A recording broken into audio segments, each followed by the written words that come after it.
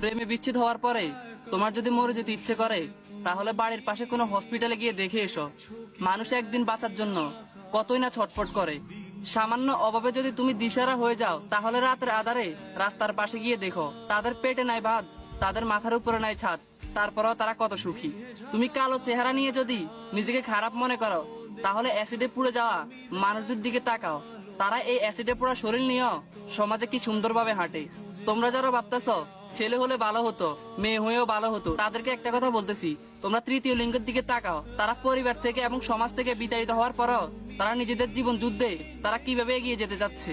যদি তুমি ছেলে হয়ে ভাবো মেয়েরা লোভী, মেয়েরা টাকার লোভী, তাহলে তুমি তোমার ঘরেই নিজের মায়ের দিকে তাকিয়ে দেখো।